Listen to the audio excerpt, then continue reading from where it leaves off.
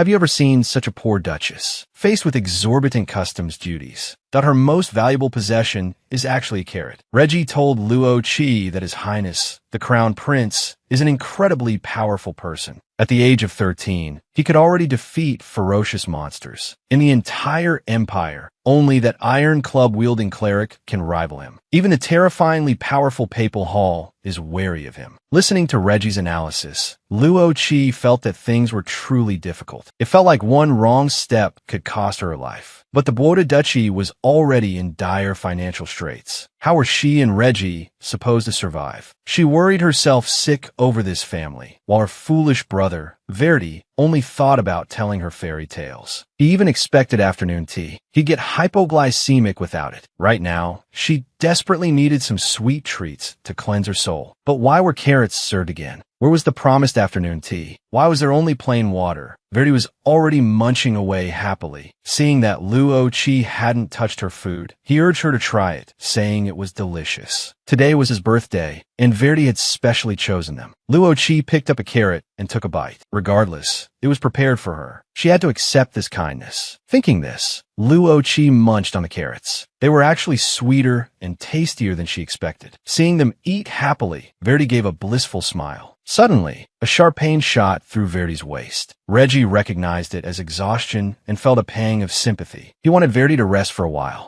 Verdi felt that all of this was his duty. He had always been happy to do it and wanted to refuse Reggie's kindness. Luo Qi abruptly interrupted him. She understood poor people too well. For poor people, falling ill was the most heartbreaking and painful thing. In her past life, she lived alone and helpless. Even when sick, she couldn't afford to go to the hospital. She could only rely on painkillers and endure it silently. Now that she had finally started a new life and had family who cared about her, how could she let them suffer like she did in her past life? Luo Qi pushed Verdi to go back and rest, ordering him not to refuse in her capacity as the Duchess. To her and Reggie, Verdi and the butler were like family. Verdi had toiled alone in this declining family for so long. It was truly remarkable that he had persevered. He must have suffered greatly from poverty, just like she had. She couldn't just stand by and do nothing. She had to find a way to escape poverty. It seemed there was only one way. Since the Crown Prince's soul fragment was the core element of the novel and the heroine's key to success, she had to obtain it. As long as she possessed the soul fragment, she could make the Crown Prince feel emotions. She had to make good use of this. Only in this way could she ensure the safety of the Boda Duchy. At the same time, the Empress ordered someone to send a letter to the Karnov Duchy. Upon receiving the invitation, Reggie went to the imperial palace. The Empress stated frankly that she could help the duchy repay all its debts, on the condition that Luo Qi become the Crown Prince's fiancé. As long as Reggie agreed to her conditions, she could help the duchy revive. Back at the duchy, Luo Qi knew that the Empress had summoned Reggie to discuss the engagement. Although Reggie looked like he was about to cry when he was called away, looking utterly pitiful after visiting the imperial palace, he immediately rushed to the Bimiao territory. This meant she didn't have much time left. The aid storyline was about to begin. She had to set off immediately to find the capital for her business venture. The sooner she found it, the sooner she could escape poverty. The Crown Prince's feelings would have to wait for her. In the novel, Selena accidentally picked up a blue bead while strolling along the Rockingham seashore. It was the sole fragment of the Crown Prince's emotions. At that time, she also coincidentally saved the Emperor, who almost drowned in the waves. As a result, Selena was richly rewarded and granted a noble title. She was also invited by the Emperor to enter the palace. It was during this time that she met the Crown Prince, thus beginning their romantic story. So, her current mission was to find that fragment before the heroine and receive the Emperor's reward. It was bound to be a very generous reward. But the most pressing matter was how she was going to get there. After dressing up in Rockingham national attire, carrying a heavy bag of carrots, she prepared to leave for Bimiao. Bimiao was quite convenient to reach, right next to their territory. Rockingham was a bit further. Reggie planned to find a way to Rockingham after arriving there. Luo Qi bid farewell to the butler. Preparing to embark on her path to riches, she arrived in Bimiao not long after. However, she discovered that crossing the border required paying a tax. But all she had were carrots. What was she supposed to do? waiting online, extremely urgent. To think that she, the daughter of an imperial duke, was actually mocked by Bimiao soldiers for being too poor. Who would believe it? Luo Qi had just arrived in Bimiao and was stopped by the guards for not having money to pay the border tax. The guards listened to Luo Qi explain that her lunch was carrots. They were practically dying of laughter. So many carrots for lunch. Who would believe that? They certainly didn't. This ragged dog must be a villain. Seeing the guards about to make trouble for her, Luo Qi was speechless, but these really were just ordinary carrots. However, the guards didn't seem to want to hear her explanation. Seeing that things were about to escalate, at that moment, a man approached them. It turned out the man was Baron Harris. Especially when the man removed his hat, everyone was startled when they saw his face. Emerald green eyes and lavender hair undoubtedly proved he was from the Empire. Baron Harris, the Duke of Carnov, sighed coldly. At this point, the guards were panicking. They had actually offended the Duke. Fortunately, the Baron pleaded for them. Otherwise, they would be done for. Luo Qi held up a carrot and offered it to the Baron, saying she wanted to go to Rockingham and hoped he could help her. Unexpectedly, the Baron said he was also broke and couldn't help. Seeing this, Luo Qi quickly said that riding in a cargo carriage would be fine too. Such a dazzling duchess, who could bear to refuse? Finally, the Baron agreed to find a cargo carriage for her to Rockingham. Hearing this, Luo Qi gave him a brilliant smile. She would definitely repay this favor. In a short while, the Baron found a spacious cargo carriage for her. Luo Qi offered a carrot as a token of gratitude, and then boarded the carriage and left. The Baron looked at the departing carriage, then at the carrot in his hand, and couldn't help but laugh. Just like that, 3 days later, Luo Qi arrived in Rockingham. When she said goodbye to the merchant, she offered another carrot. There was no other way. All she had left were carrots. After thanking the merchant, Luo Qi prepared to depart for the Emerald Sea. In the original story, Selena found the soul fragment in this sea. However, she was hesitant now. This was the private land of Countess Aines, the heroine's childhood friend. That's why Selena could pick up the fragment while strolling on the beach. Even if she was discovered, it wouldn't matter. But it was different for her. If she trespassed so rashly, wouldn't she be arrested? But she couldn't worry about that anymore. This was her seed money for her business. She couldn't lose it. Thinking this to herself, Luo Qi frantically searched. She had to find a soul fragment before Selena. Suddenly, a spear pressed against the back of her head. She had been discovered. What terrible luck. Selena was never discovered. Was that the heroine's halo? You're not human. Soon, Luo Qi was escorted to the guard camp. Luo Qi briefly explained to them that she went to the Emerald Sea to look for a lost item. The guard watched Luo Qi munching on a carrot, feeling awkward. Seeing this, Luo Qi assumed he wanted to eat, so she pulled out a carrot and offered it to him, explaining that it was a carrot from her territory. The guard accepted the carrot with a flushed face and thanked Luo Qi. Just then, a female voice called out from behind, "Who's there?" It was the owner of the Emerald Sea, Countess Aines. After exchanging greetings, she invited Luo Qi to her castle. Looking at the table full of exquisite pastries, Luo Qi's eyes widened. This was the best meal she'd had since she transmigrated. It was so delicious, she could eat it all. Seeing Luo Qi eating with relish, Aines teased, "You didn't sneak onto our beach just for these snacks, did you?" Luo Qi spurted out her tea. Just as she was about to explain that she hadn't, that she wasn't, Countess Aines said with a chuckle, "You go to the seaside to look for something, aren't you? I can invite you to go, but there's a guest there now. You could go tomorrow." Luo Qi immediately guessed it was the emperor and his lover. This was also the time when Selena would find the soul fragment. This wouldn't do. She had to find it before the heroine. But at this point in time, getting there would be difficult. Countess Aines gently refused her request to go now. Luo Qi knew there was nothing she could do.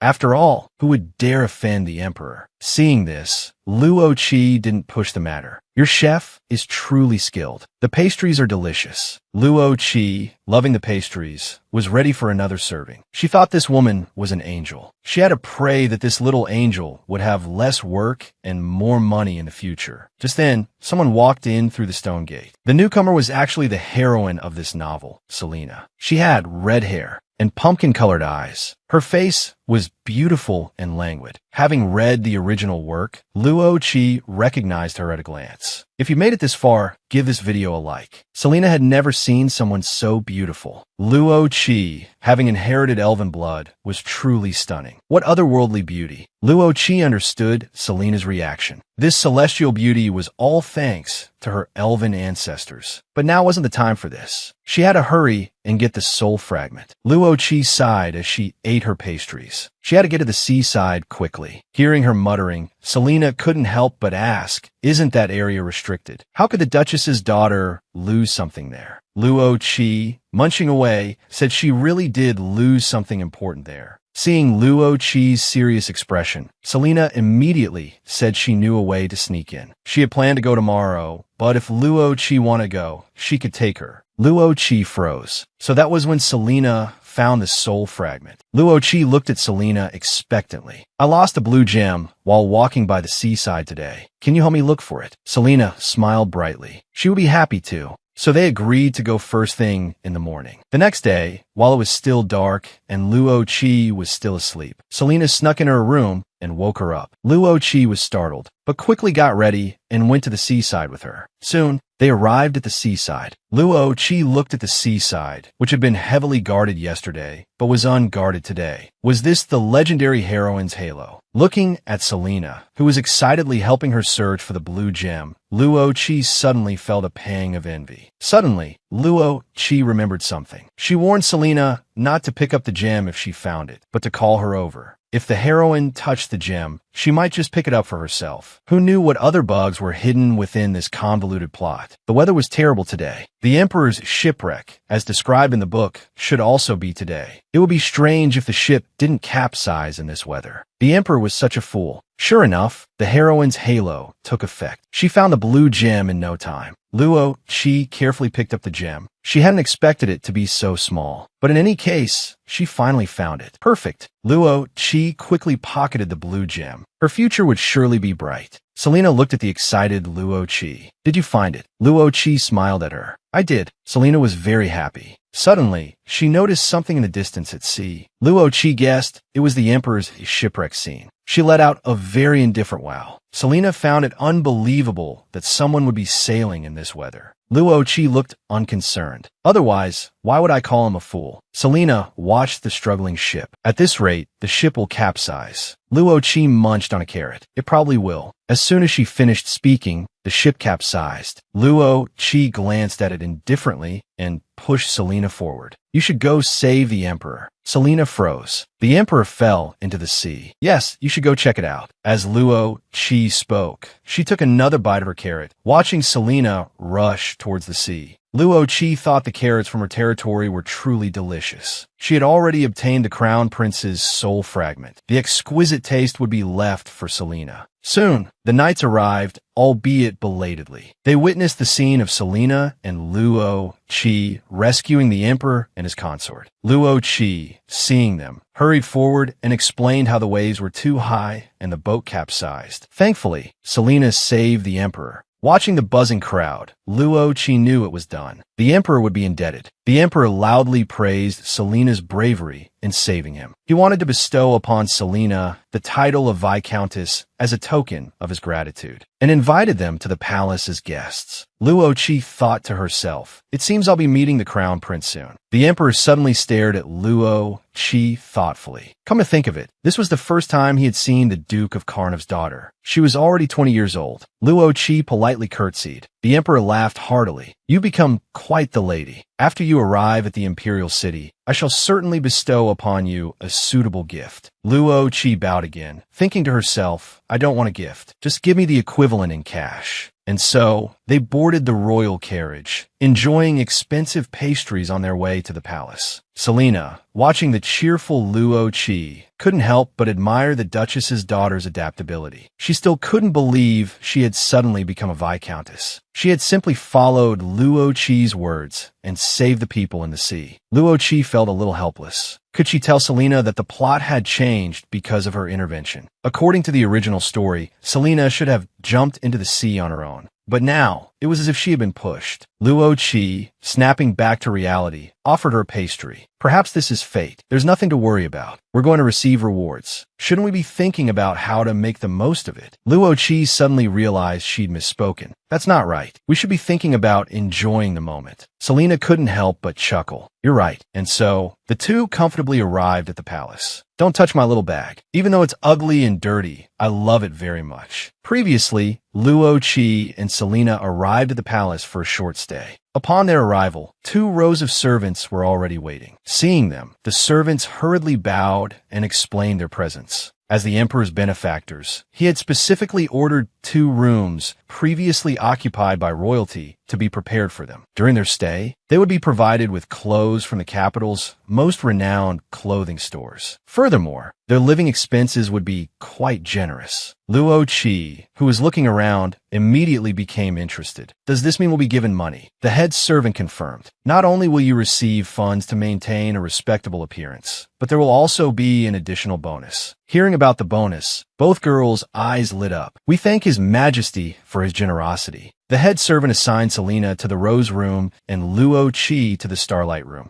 Luo Qi looked around the room curiously. This room has so many windows. The heating bill must be very high, but the royal family certainly doesn't need to worry about that. Just then, someone approached from behind. It was Leah, a servant assigned to attend to Luo Qi. During her stay, Leah would serve Luo Qi according to royal standards. First, let's take care of this dirty thing. As Leah spoke, she took Luo Qi's bag, her face full of disdain. Seeing her bag about to be thrown away, Luo Qi broke out in a cold sweat and snatched it back, clutching it to her chest. And no, this is very important to me. The soul fragment was still inside. Leah was startled by her reaction. Is there something important in this bag? Luo Qi hugged the small bag tightly. Yes, very important. But she didn't have any other bags. Leah, understanding, immediately arranged for a young maid to bring a selection of exquisite bags for Luo Qi to choose from. Luo Qi gazed longingly at the bags. Finally, she selected a floral one. Leah, sighing inwardly at Luo Qi's unfashionable attire, turned and explained, "When His Highness, the Crown Prince, returns, many eyes will be on your attire as a member of the royal court. You must pay extra attention to how you dress." Luo Qi felt a pang of embarrassment. Was she being criticized for dressing so poorly? After a flurry of activity from the maids, Luo Qi finally looked like a proper noble lady. The young maids gazed at the transformed Luo Qi with excitement. She's so beautiful. Elven blood truly is different. Her purple hair is so mysterious, and it goes so well with that silver headband. We actually got to dress such a beautiful lady. We're so in love. Just then, 2 knocks sounded at the door. A young maid gracefully approached, carrying the emperor's reward. Luo Qi's heart pounded with excitement. This bag must contain her living expenses. There must be a lot of money, right? After all, it's from the emperor. Surely he wouldn't just give her a small amount, just enough for snacks. The maid opened the first box and presented it to Luo Qi. This is a very popular hair ornament among young noble ladies these days. Luo Qi stared at the object, which looked like a tourist souvenir. What is this? Did they glue each petal on individually? I really don't understand why the artisans would go to so much trouble. Despite her thoughts, she feigned delight. Luo Qi pretended to like it and placed a flower hairpin in her hair. Suddenly, with a careless flick of her hand, the hairpin fell. The young maid's eyes widened in horror at the falling ornament. Luo Qi's face froze in shock. A sharp crack echoed through the room.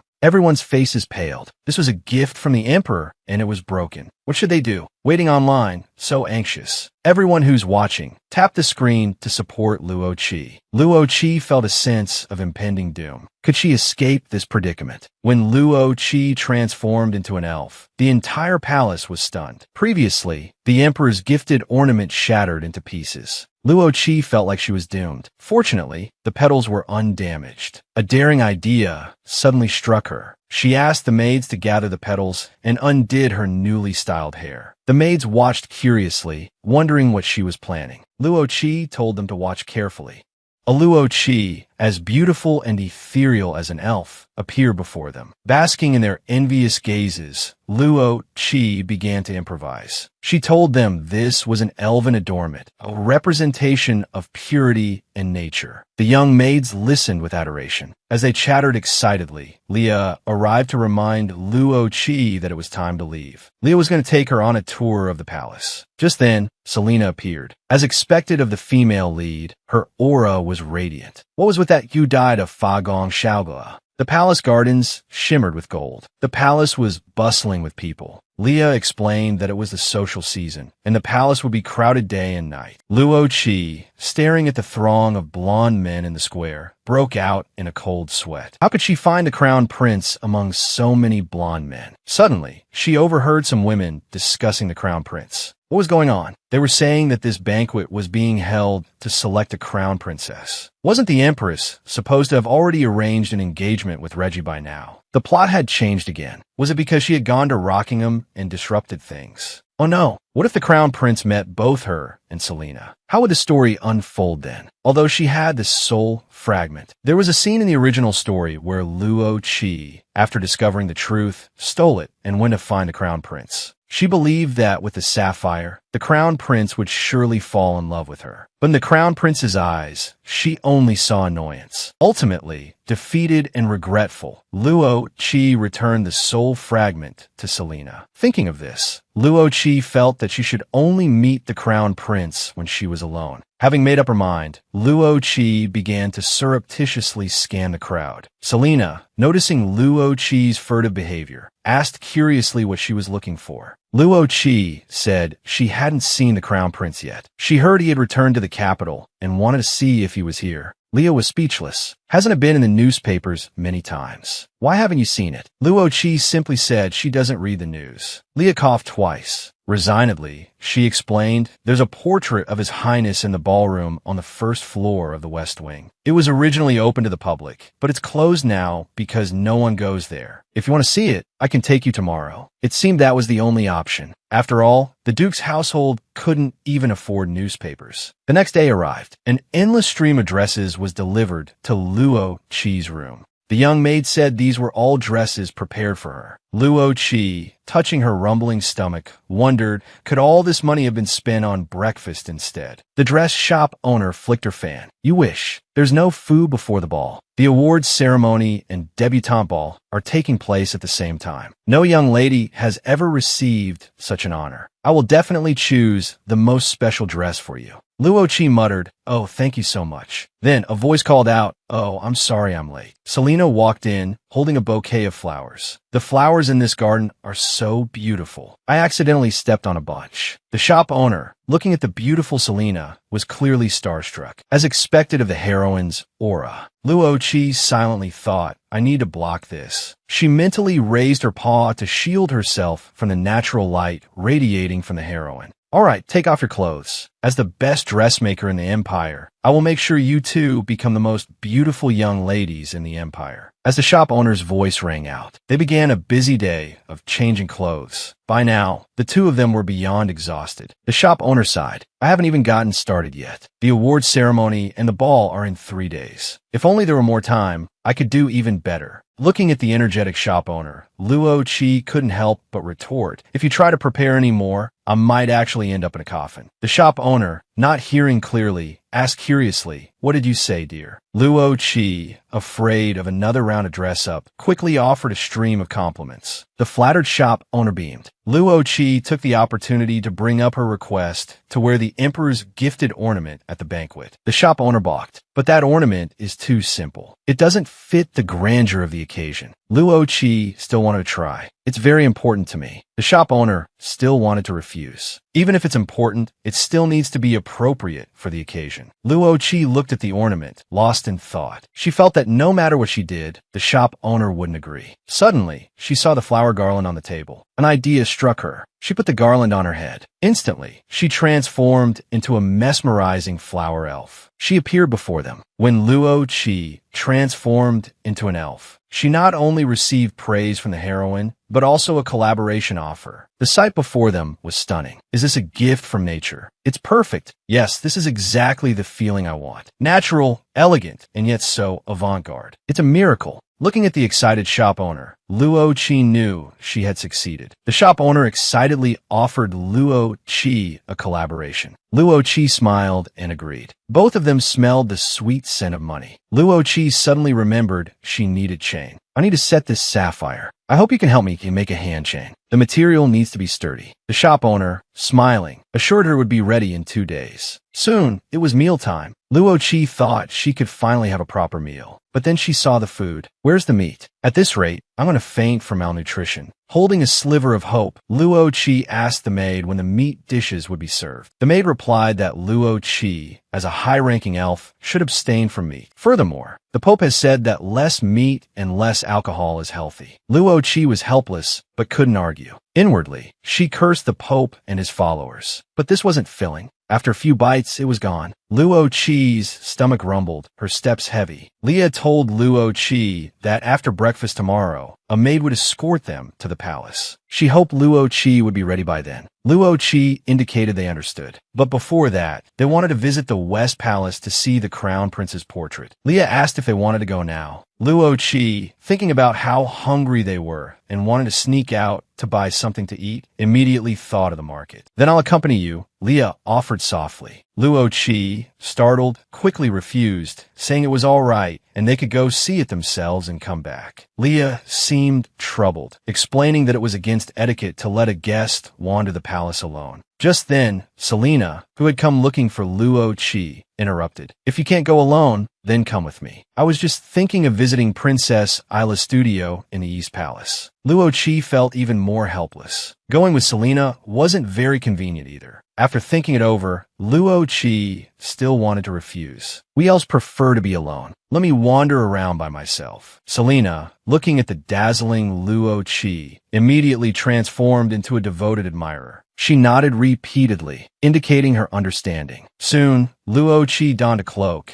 and, taking the allowance the emperor had given them, walked towards the open-air cafe. With this much money, they thought, I should be able to eat meat sandwiches until I'm full, right? Why are there so many people here? Cameras, notebooks, reporters. Luo Qi's face instantly turned pale. They turned to leave quickly, but the reporters in front of them had already spotted them. Everyone began speculating about who they were. It was the first time they had seen someone walking around the palace so freely. This could be an exclusive scoop. We can't miss this opportunity. Suddenly, a reporter blocked Luo Qi's path. Helpless, Luo Qi clutched their small hat, trying to dodge, but the reporters behind them, as if they had smelled a headline, crowded around Luo Qi. Are you an invited guest? Are you leaving the palace for something urgent? Why are you wearing a cloak? Questions bombarded Luo Qi. Luo Qi sighed, lifted their skirt, and ran. The reporters immediately sensed something was amiss. This must be big news. They all gave chase. While running, Luo Qi's hood fell off, revealing their dazzling long hair. Someone in the crowd shouted, "Lavender hair." It's the maid from the House of Carnif. The rumored maid from the House of Carnif. Luo Qi broke out in a cold sweat. If they were caught here, their reputation would be ruined. Luo Qi looked around frantically. Where could they go? Suddenly, they saw a door. Without thinking, Luo Qi ran inside. The persistent reporters followed.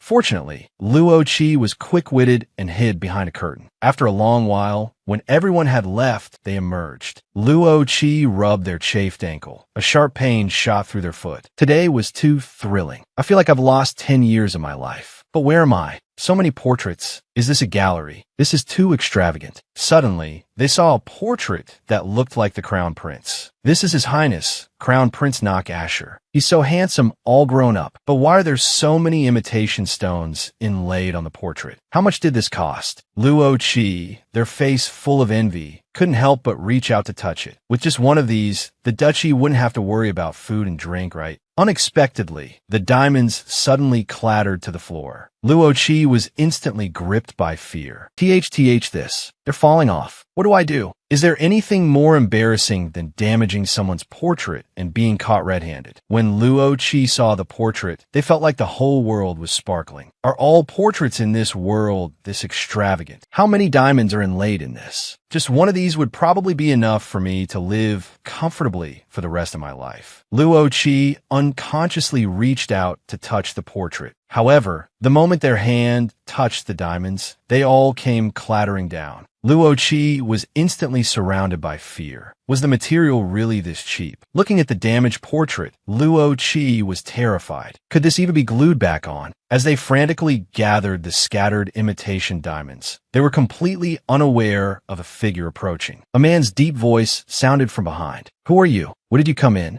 Luo Qi stared at the man in surprise. Knock Asher. This was it. They were done for. But wow, the crown prince was incredibly handsome. Illegally so. Suddenly, Luo Qi noticed the crown prince's gaze fall upon the imitation diamonds in their hand. "Have I caught you red-handed stealing?" Luo Qi panicked and quickly hid the imitation diamonds. "I didn't. You have to listen to my explanation." The crown prince stared impassively. "Weren't you just stealing the decorations?" Luo Qi broke out in a cold sweat and hurriedly put the imitation diamonds down. "I didn't steal them. I didn't do this. I just barely touched them, and they all came clattering down." "Really?" The crown prince didn't respond, continuing to stare blankly at Luo Qi before speaking flatly. "Judging by your hair color, you're a Karnav maid, aren't you? If you're a maid from a poor family, then I can understand your motive for doing this." Luo Qi was speechless. "Your Highness, you can look down on me for being poor, but you can't doubt my character." The crown prince ignored Luo Qi's explanation. He continued, "Your expression is shifty, your breathing is rapid, and you look very defensive. More importantly, I saw you pry the gems off the portrait with my own eyes. It doesn't look like a misunderstanding." Luo Qi was about to explode. How could he say such things with such a straight face? And most importantly, he looked at them like they were an object, completely devoid of emotion. This was it. They were done for. There was no way to explain this misunderstanding. They hadn't even done anything and had already messed everything up. Having made up their mind, under the crown prince's emotionless gaze, Luo Qi knelt down. The crown prince, unable to comprehend Luo Qi's actions, asked, "What are you doing?" Luo Qi awkwardly explained, "You don't seem very happy. To save my life, I thought I'd try this to see if it would appease you." The crown prince stared at Luo Qi for a moment. "I don't feel emotions, so I don't feel unhappy." Luo Qi abruptly looked up, stunned. They had his soul fragment, yet he couldn't feel any emotions. Was the soul fragment defective? In the novel, he was clearly annoyed by Luo Qi having the fragment. Perhaps it was because this was their first meeting, so he hadn't had time to react yet. Luo Qi stood up and invited the crown prince to sit and chat. However, after they sat down, a deathly silence fell over the room. The crown prince stared blankly at Luo Qi. Luo Qi also stealthily peeked at him, feeling uncomfortable under his gaze. Luo Qi wondered if the crown prince had sensed something. However, since the crown prince remained silent, Luo Qi didn't dare to speak either. After a long while, the crown prince finally spoke. "I heard you saved His Majesty's life and were invited to the palace as royal guests." Luo Qi nodded in agreement, then listened as the crown prince continued, his expression unchanged. "And then, as a guest, you secretly snuck into a closed hall. You were trying to steal something when I happened to catch you." Luo Qi almost screamed. They had said it over and over. They hadn't stolen anything. How could he not understand? They were just startled by the sudden falling gems. The crown prince still found Luo Qi's attitude questionable, but he was willing to hear their explanation. Luo Qi was startled when the crown prince suddenly moved closer. Suddenly remembering the soul fragment in their bag, they instantly felt like they had leverage. "Your Highness, you'll regret treating me like this." The crown prince looked at Luo Qi as if they were crazy. "What nonsense are you talking about? Perhaps I should just arrest you." Luo Qi wasn't flustered. Patting their chest, they declared, "A Karnav maid would never speak nonsense. Your Highness can listen to what I have to say before making a judgment. Calm down now and examine your heart. Do you feel anything? That's the answer. Don't be surprised, Your Highness." I'm an emotions expert. I can help you feel emotions. How will Luo Qi help the crown prince feel emotions? Tune in next time to find out. The unexpected closeness made the crown prince feel an unprecedented emotion. However, he mistook this emotion for annoyance. At this moment, Luo Qi's expression was one of bewilderment. Previously, Luo Qi's baffling outburst stirred something within Crown Prince Nakasher. Luo Qi told him to savor that feeling, explaining it was an emotion. They believed the crown prince must be startled, though the feeling wasn't strong enough. Smiling, Luo Qi declared they could make him experience an emotion immediately. The crown prince stared at Luo Qi, making their hair stand on end. After a moment of thought, he said, "So, your strange behavior just now was to make me feel emotions." Seeing him take the bait, Luo Qi quickly pressed their advantage. "Yes, I have elven blood. I can help you feel emotions. What's more, I'm the only one in the world who can do it. I'm a unique emotions expert." To Luo Qi's surprise, the crown prince seemed to agree, causing them to blush with excitement. However, the crown prince then said, "After all, this is the first time in my life that someone has tried to extort me, and so blatantly too." Luo Qi exclaimed, "I didn't. I'm not. I'm trying to make a sincere business proposition. Can't you feel it?" Panicked and feeling wronged, Luo Qi pleaded, "Your Highness, how can you be so distrustful? Even if you don't trust anyone else, you should trust me. Don't you feel something stirring within you right now? You should be able to feel an emotion that's different from usual, right?" The crown prince remained impassive. Luo Qi felt like giving up. This was too difficult, but they couldn't give up now. They had to convince him before he could speak again and have them arrested. But how?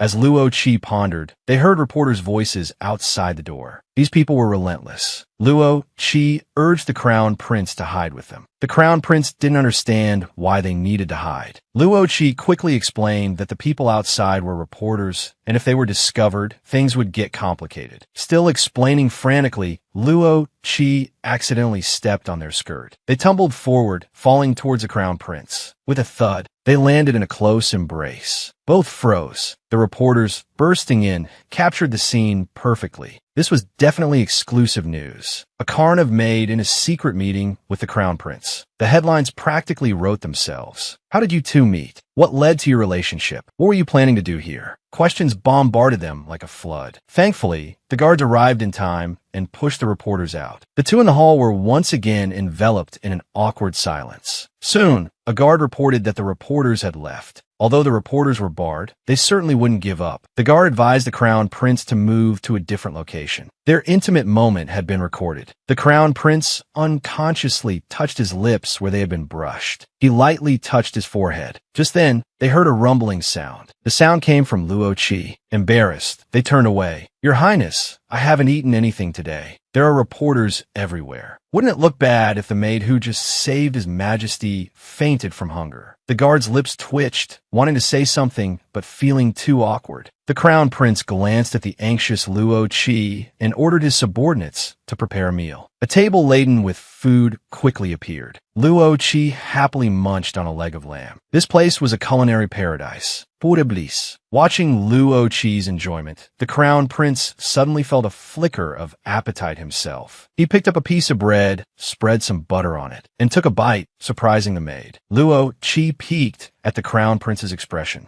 Something seemed off. Such delicious bread, yet he ate it with a look of disinterest. Could the inability to feel emotions also affect taste? Luo Qi looked at the crown prince, his face expressionless as he ate the bread. "Do you have a sense of taste?" The crown prince looked perplexed. Luo Qi continued, can you try eating with the feeling you had just now? Didn't you feel it just now, when we were close? Your heartbeat sped up, your body got warm, your face flushed. The crown prince thought carefully for a moment. It seems so. Luo Qi beamed upon hearing him say so. Exactly. That's the feeling of your heart fluttering. However, before Luo Qi could finish, the crown prince said, "So that's what feeling annoyed is like." What? Luo Qi was dumbfounded, unable to believe what they had just heard. The crown prince continued, "When you suddenly rushed over, I felt an emotion, similar to being threatened. So that's the feeling of annoyance," the maid mentioned. Luo Qi felt like they'd been struck by lightning. Luo Qi was devastated that the crown prince found the close contact annoying. The crown prince continued to elaborate. He felt intensely threatened by Luo Qi's approach. Luo Qi was completely numb. "How was I threatening you when I rushed over?" Luo Qi felt utterly wrong. The crown prince touched his lips.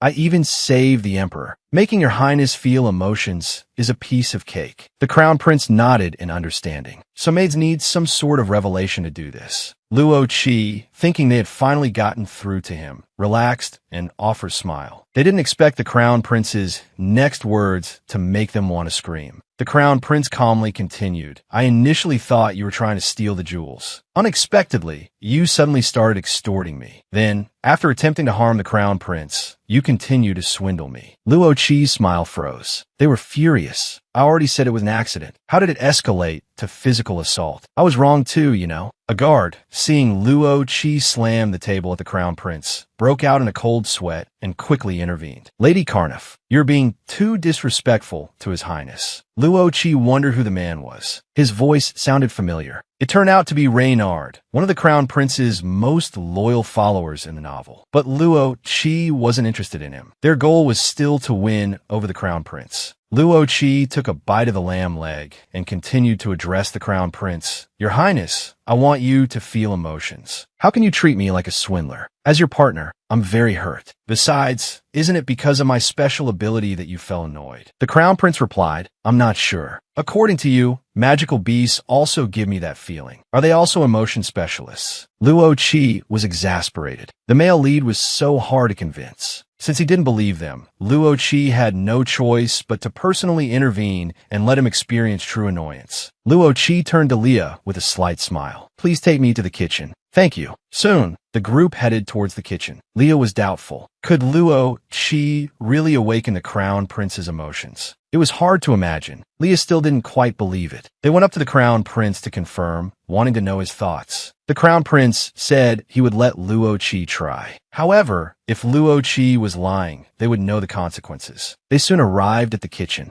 As soon as Luo Qi pushed open the kitchen door, they heard sobbing from inside. It was the head chef. He was heartbroken because he felt that even though he poured his heart and soul into preparing exquisite dishes, they never received the crown prince's approval. He couldn't sleep night after night because of it. A group of servants surrounded him, offering comfort. Everyone understood his feelings because they felt the same way. He felt he had tried his best. Suddenly, a young maid interrupted their conversation. The young maid informed them that the crown prince had arrived. The kitchen staff instantly paled and quickly knelt down. Luo Qi was helpless. They just wanted to borrow the kitchen and didn't intend to cause such a commotion. The head chef trembled as he begged for the crown prince's forgiveness. If it was because the food wasn't to his liking, he could prepare new dishes. He pleaded with the crown prince not to dismiss him. The crown prince calmly looked at the head chef and said indifferently, "Are you mistaken? I'm here because Lady Carniff wants to use the kitchen." Hearing this, the head chef quickly apologized. It turned out he had misunderstood. Luo Qi stealthily observed the crown prince. They didn't know why, but they felt a hint of weariness in his voice. He must be frequently misunderstood like this. The head chef cautiously asked Luo Qi what she needed the kitchen for. Luo Qi explained that she wanted to make something for the crown prince to eat. The head chef quickly offered to help. Luo Qi smiled and declined, saying she would do it herself. After all, she wasn't making anything delicious. She was determined to let Nock Asher know what true annoyance felt like. The crown prince was curious about what Luo Qi was planning. Luo Qi asked Nock Asher if he had ever eaten anything strange. The crown prince replied that he hadn't. He said the food he ate tasted bad, but the food in the palace was better. Eating dishes like the ones they had just had was considered top-notch cuisine. Luo Qi thought the crown prince simply hadn't experienced strange food, which was why he didn't have strong opinions about it. After all, he had always had the finest dishes. Food was magical. Some foods brought happiness and joy. Some could also make people angry. So today, she would let him experience the different feelings and emotions that food could evoke. She would prove to everyone that what she said was true. Have you ever seen such a poor duke's daughter? Her brother worked hard for a month just so his sister could have a mini roast chicken on her birthday. And it was the kind they couldn't afford to put salt on. A daily feast of carrots almost turned her carrot-colored. Luo Qi never imagined that a duke's daughter would be worse off than she was in her past life. Her mother was an elf, and her father was a great hero of the empire. He was even granted the title of duke. How did things end up like this? Today was Luo Qi's birthday. The guy smiling brightly in front of her was her goofy older brother. He happily covered Luo Qi's eyes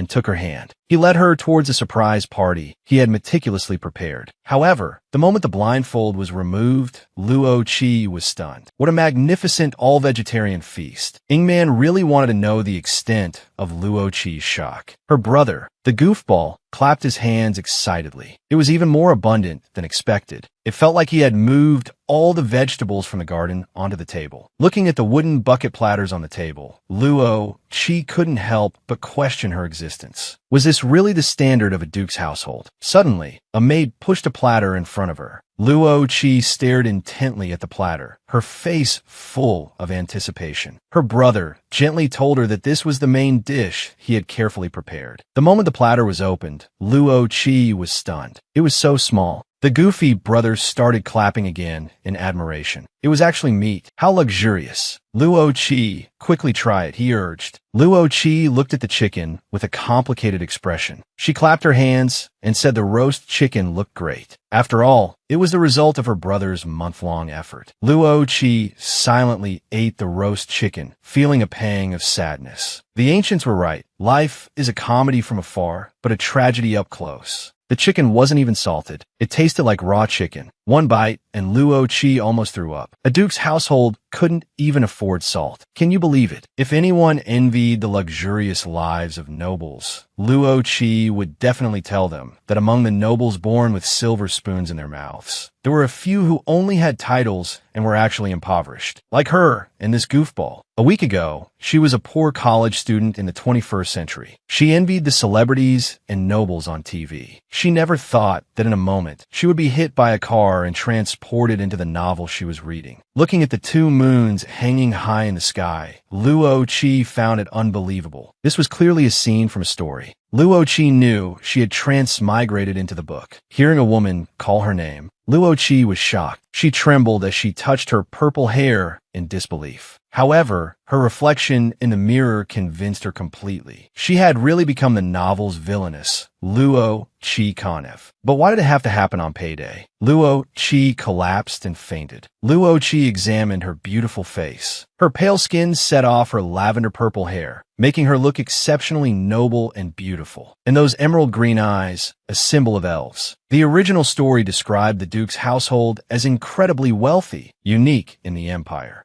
But that was all when Luo Qi's parents were still alive. Those were the good times. Now, he's become the empire's poorest citizen. And it's all thanks to this guy in front of him, beaming with that dazzling smile. His older brother, Reggie, also the head of the Kanev family, and the novel's second male lead. Luo Qi didn't really feel like talking to him right now. But Reggie was so concerned, it was hard to brush him off. Reggie gripped his hand tightly, recounting how worried he'd been during the week Luo Qi was ill. He was so relieved Luo Qi was all right now. Apparently, before Luo Qi woke up in this world, he had been in a coma with a high fever for a week. Before Luo Qi could fully process anything, Reggie presented him with a beautifully wrapped gift box. Happy 20th birthday. Now you're a real lady. Luo Qi murmured his thanks and opened the gift as everyone looked on expectantly. He was actually quite curious himself. Even though the family had fallen on hard times, it was still a birthday present. Maybe some jewels or a thick wad of cash. But after opening the gift box, he was speechless. Could someone please tell him why it was a useless teddy bear? Could he eat it? Could he wear it? It would have been better to just give him some money or some sparkly trinkets. Despite his disappointment, he forced a smile and said it was lovely. Then he saw Reggie's genuinely delighted expression. Luo Qi felt his brother was truly beyond help. Seeing it was still early, Reggie wanted to take him to the forest to play. The butler listened with a weary sigh and informed him that Luo Qi had only just recovered and shouldn't go out. Then Reggie remembered he hadn't read him a storybook in a while and decided to do so today. Luo Qi really wanted to refuse, but he knew it would be more trouble than it was worth. It was easier to just accept. Luo Qi looked up at the bare walls of the house. His expression was one of resignation. Looking at his brother, clutching several large storybooks, ready to read to him, he felt even more resigned. As everyone could see, his brother was a weak-willed person. After their parents died, he was bullied by their relatives and tricked out of all their property. And because they were so poor, All the servants left the huge mansion. Only young Reggie and Luo Qi remained, along with the butler, Bart, and the maid, Verdi. But despite his current meekness, Reggie was actually a spirit master, and a high-level one at that. But he was afraid that if his identity were exposed, it would bring danger to his family. He concealed his identity and powers, becoming an ordinary mercenary. This was why fans felt so sorry for him. But right now, he was holding up 2 books, excitedly asking which he wanted to hear, Snow White or the Black-Haired Witch. Luo Qi felt insulted, but couldn't prove it. He deadpanned, telling Reggie to read whichever one was shorter. Reggie chose the witch's story. This made Luo Qi think of the novel's male protagonist, the Crown Prince. The original story described the emperor as ambitious and extremely covetous of land. To secure land inheritance rights, he instituted a system of polygamy and unscrupulously took wives from many other countries. But he didn't know that among his wives, there was a witch who hated him with a passion.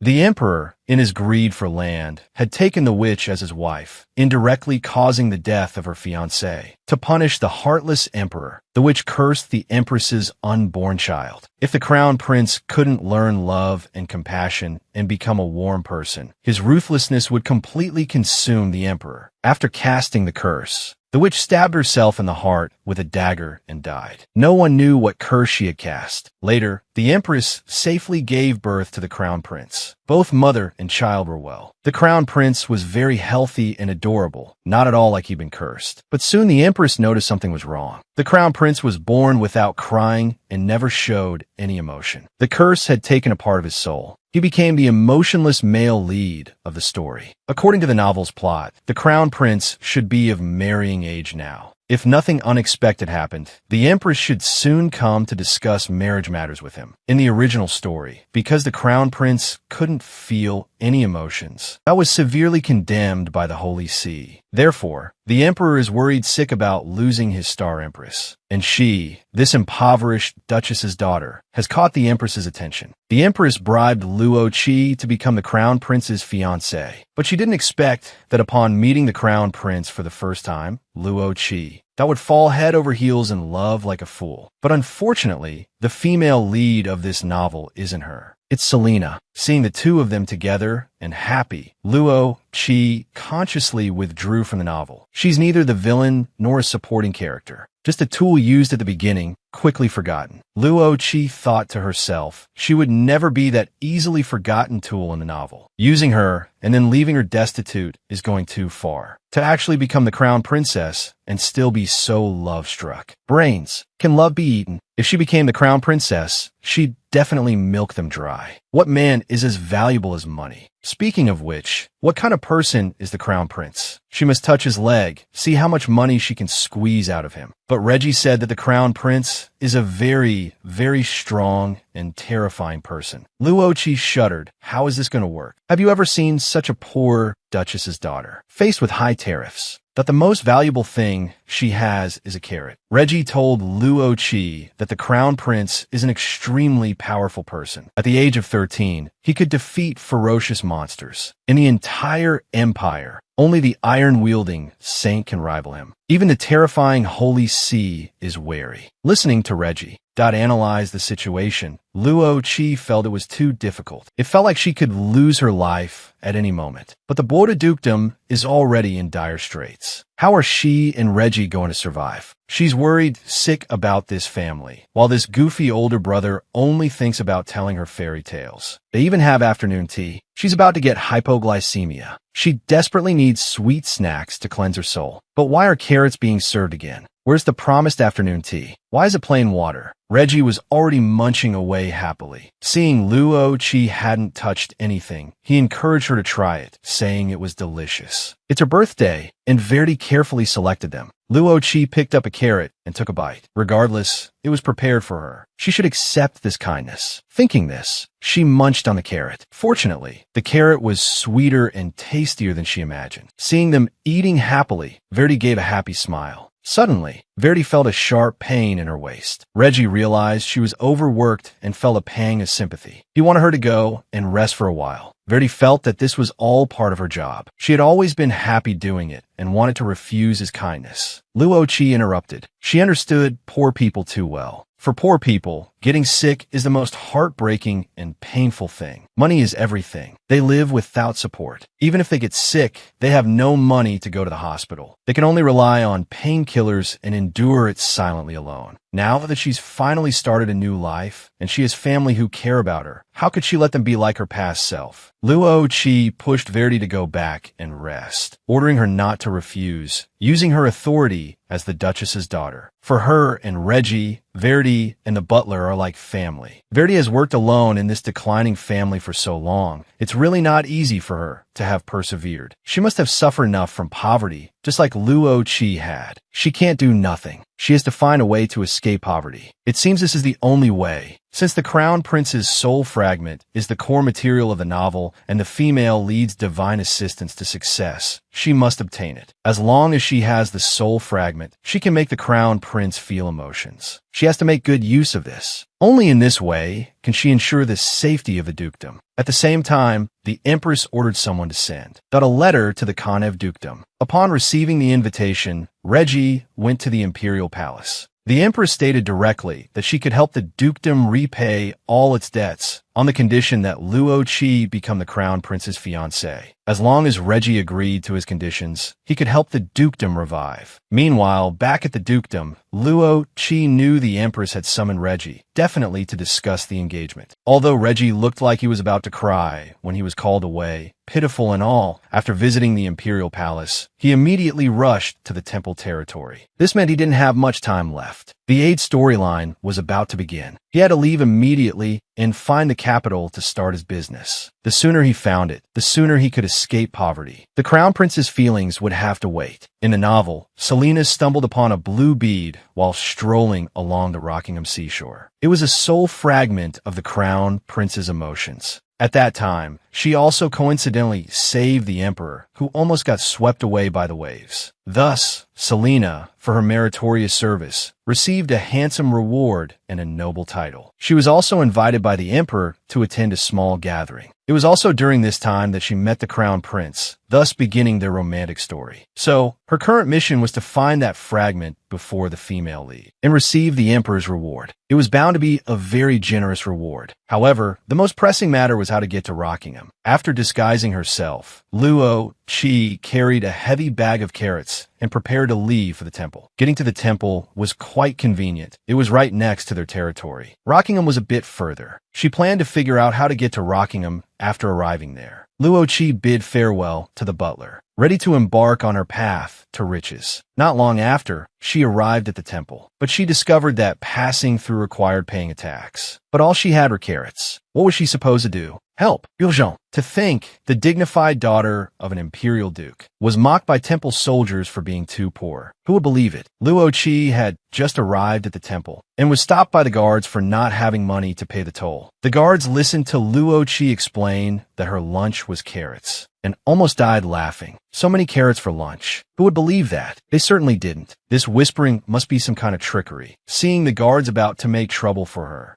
Luo Qi was speechless, but they really were just ordinary carrots. However, the guards didn't seem to want to hear her explanation. Seeing that things were about to escalate, a man approached them. The man was Baron Harris. Luo Qi removed her hat upon seeing the man. Everyone was startled when they saw her face. Emerald green eyes and lavender hair undoubtedly proved she was the Kanev Duchess. Baron Harris sighed. The guards were panicking. They had actually offended the Duchess. Fortunately, the Baron pleaded for them. Otherwise, they would be done for. Luo Qi held out the carrots to the Baron and said she wanted to go to Rockingham and hoped the Baron could help her. Unexpectedly, the Baron said he was also broke and couldn't help. Seeing this, Luo Qi quickly said that riding in a cargo carriage would be fine too. Who could refuse such a dazzling duchess? Finally, the Baron agreed to find a cargo cart for her to Rockingham. Luo Qi gave him a bright smile. She would definitely repay this favor. Soon, the Baron found a spacious cargo cart for her. After offering a carrot as a token of gratitude, Luo Qi boarded the carriage and departed. The Baron looked at the departing carriage, then at the carrot in his hand, and couldn't help but laugh. 3 days later, Luo Qi arrived in Rockingham. When she said goodbye to the merchant, she offered another carrot. There was no other way. All she had left were carrots. After thanking the merchant, Luo Qi prepared to head to the Emerald Sea. In the original story, Selena found the soul fragment on this beach. However, she was hesitant now. This was the private land of the Earl of Ennis. The female leads Selena's childhood friend. That's why Selena could stroll along the beach and pick up the fragment without worry of being discovered. But she was different. If she trespassed, she would be caught. But she couldn't worry about that now. This was the capital for her business. She couldn't do without it. Thinking to herself, Luo Qi trudged onward. She had to find the soul fragment before Selena. Suddenly, a long spear pressed against the back of her head. She had been discovered. What terrible luck. Selena was never discovered. Was that the heroine's halo? Freeze. Before long, Luo Qi was escorted to the guard camp. She briefly explained to them that she was at the Emerald Sea looking for a lost item. The guard looked awkwardly at Luo Qi, who was munching on a carrot. Seeing this, Luo Qi, thinking he wanted some, pulled out a carrot and offered it to him. She explained that it was a carrot from their territory. The guard, his face flushed, accepted the carrot and thanked her. Just then, a female voice called out from behind them. The newcomer was Jane, the daughter of the Earl of Ennis, owner of the Emerald Sea. After exchanging greetings, Jane invited Luo Qi to her castle. Looking at the table laden with exquisite pastries, Luo Qi's eyes widened. This was the best meal she'd had since arriving in this world. It was so delicious she could eat it all. Jane, seeing Luo Qi enjoying the food, teased, "You didn't sneak onto our seashore just for these treats, did you?" Luo Qi choked on her tea. Just as she was about to explain that no, she hadn't, Jane chuckled and said, "You're looking for something by the sea, aren't you? I can invite you to go. However, there are guests there now. You can go tomorrow." Luo Qi immediately guessed it was the emperor and his mistress. This was also the time when Selena found the soul fragment. She couldn't wait. She had to find it before the heroine. But right now, getting there would be difficult. Jane refused her request to go now. Luo Qi knew there was nothing she could do. After all, who would dare offend the emperor? Luo Qi didn't press the matter. "Your chef is amazing. This is so delicious." Seeing how much Luo Qi enjoyed it, Jane offered her another serving. Luo Qi thought this woman was an angel. She prayed that this little angel would have less work and more money in the future. Just then, someone walked in.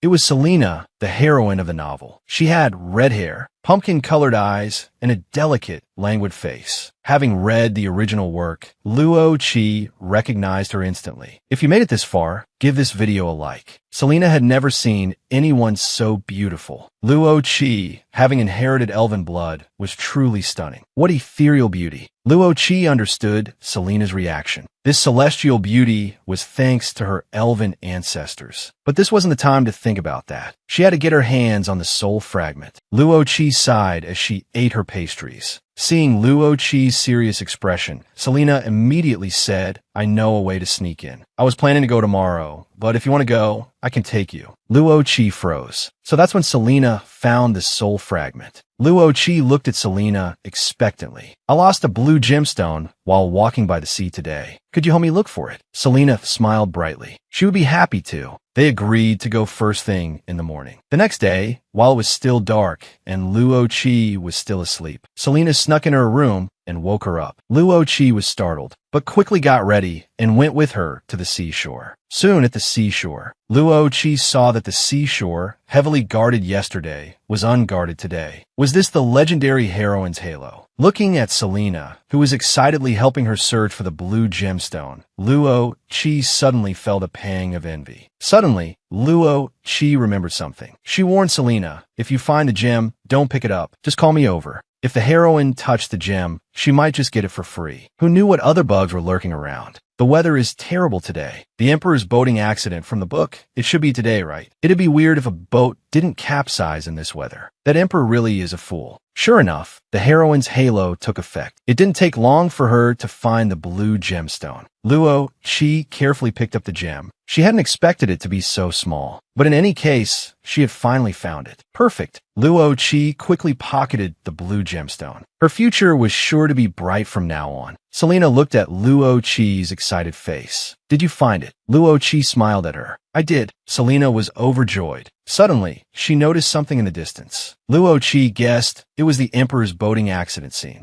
She gave a very indifferent wow. Selena found it unbelievable. Someone's boating in this weather. Luo Qi looked unconcerned. Otherwise, why would I call him a fool? Selena watched the struggling boat. At this rate, it's going to capsize. Luo Qi munched on a carrot. It probably will. As soon as she finished speaking, the boat flipped over. Luo Qi glanced at it indifferently and shoved Selena forward. You should go save the emperor. Selena froze. What? The emperor fell into the sea. Yes, go and see. Luo Qi took another bite of her carrot, watching Selena rush towards the sea. Luo Qi thought the carrots from her estate were really delicious. She already had the crown prince's soul fragment. She'd leave the exquisite flavor of saving the emperor for Selena. Soon, the knights arrived belatedly. They saw the scene of Selena and Luo Qi saving the emperor and the empress. Luo Qi saw them and hurried forward, explaining, just now, the waves were too high and the boat capsized. It's thanks to Selena that the emperor was saved. Watching the murmuring crowd, Luo Qi knew it was done. The emperor was indebted. The emperor loudly praised Selena's heroic rescue. He wanted to bestow upon Selena the title of Viscount as a token of his gratitude, and he invited them to the imperial palace. Luo Qi thought to herself, it seems I'm going to meet the crown prince. The emperor suddenly stared at Luo Qi thoughtfully. Come to think of it, this is the first time I've seen a Kanev palace maid. All of 20 years old. Luo Qi gave a slight curtsy. The emperor laughed heartily. Already a proper young lady. After you arrive at the imperial city, I shall bestow upon you a suitable gift. Luo Qi bowed again, thinking to herself, I don't want gifts. Just give me the cash equivalent. And so, they boarded the royal carriage. They ate expensive pastries on their way to the imperial palace. Selena looked at Luo Qi, who seemed to be in a good mood. She couldn't help but marvel at how adaptable a palace maid could be. She still couldn't believe she had suddenly become a viscount. She had simply listened to Luo Qi and saved the people in the sea. Luo Qi felt a bit helpless. The original plot had changed because of her interference. But could she say that? According to the original plot, Selena should have jumped into the sea to save them herself. But now she had been pushed. Luo Qi, regaining her composure, offered Selena a pastry. Perhaps this is fate. There's nothing to worry about. We're going to receive rewards. Shouldn't we be thinking about how to milk them dry? Suddenly realizing she'd misspoken, she corrected herself. That's not right. I mean, we should just enjoy the moment. Selena couldn't help but chuckle. You're right. And so, the two arrived comfortably at the imperial palace. Don't touch my little bag.